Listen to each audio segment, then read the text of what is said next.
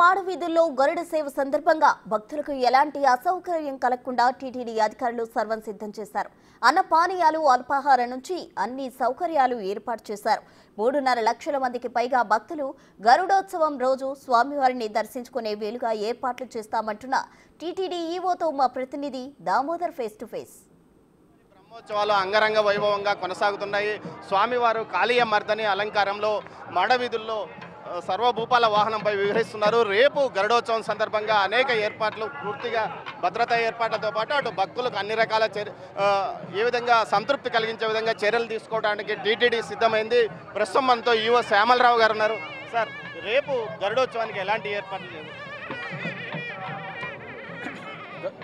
ఓం నమో వెంకటేశాయ. గరుడోత్సవానికి సుమారుగా 3.5 లక్షల భక్తులు వస్తారని మేము ఎక్స్పెక్ట్ చేస్తున్నాము. దానికి తగ్గట్టు ఏర్పాట్లు చేస్తున్నాము. ఈ గ్యాలరీల్లో 2 లక్షల మందికి కూర్చోవడానికి ఏర్పాటు ఉంది. అలాగే సైడ్ నుంచి కూడా కనీసం ఒక 15,000 మంది అన్న సైడ్ ఎంట్రీస్ అంటే గేట్లు ఉన్నాయి, సైడ్ గేట్స్ కార్నర్స్లో, వాటి ద్వారా సుమారు 15,000 అన్న ఇవ్వాలనే మా ఉద్దేశము. దాంతోపాటుగా ఇక్కడ కూర్చున్న వాళ్ళకి అన్నప్రసాదాలు, తర్వాత తాగునీరు, పిల్లలకి పాలు, కూర్చున్న వాళ్ళకి మజ్జిగ, ఇవన్నీ కూడా ఇవ్వడానికి ఏర్పాట్లు చేశాము. అలాగే సెక్యూరిటీ అరేంజ్మెంట్లు కూడా సుమారుగా ఇక్కడ అదనంగా 1,200 మంది, అంటే రోజు 3,800 మంది పోలీసు సిబ్బంది ఇక్కడ డ్యూటీస్ చేస్తున్నారు. దాంతోపాటుగా ఇంకొక 1,200 మంది ఇక్కడ డ్యూటీస్ రేపు ఎడిషనల్గా ఇవ్వడం జరిగింది. వాళ్ళందరూ కూడా సెక్యూరిటీ పరంగా ఇబ్బంది లేకుండా చూసుకుంటారు.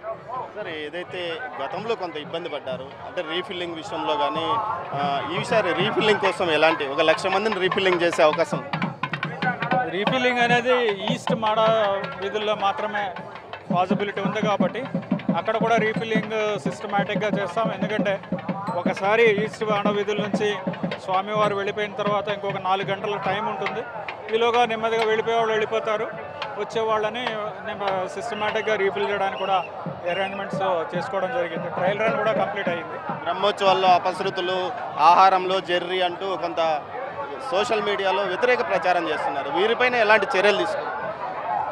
ఎవరు కూడా ఈ ఫేక్ న్యూస్లు పెట్టినా సరే, లేకపోతే రాంగ్ ఇన్ఫర్మేషన్ ఇచ్చి భక్తుల్లో భయాందోళనలు కలిగించడానికి ప్రయత్నించే వాళ్ళ మీద తప్పకుండా చర్యలు తీసుకుంటాము. భక్తుల మనోభావాలు దెబ్బతీసే వాళ్ళని మేము టాలరేట్ చేయము. డెఫినెట్గా వారి మీద చట్టపరంగా అన్ని చర్యలు కూడా తీసుకోవడం జరుగుతుంది.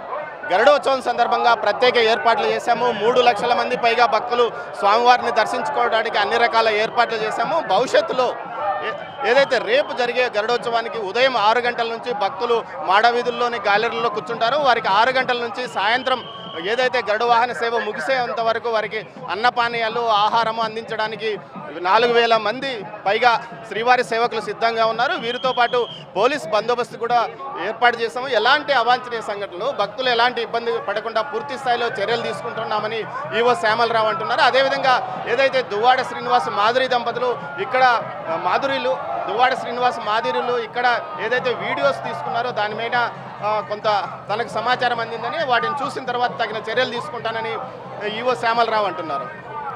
కెమెరా పర్సన్ పురుషోత్తంతో దామోదర్, తిరుమల.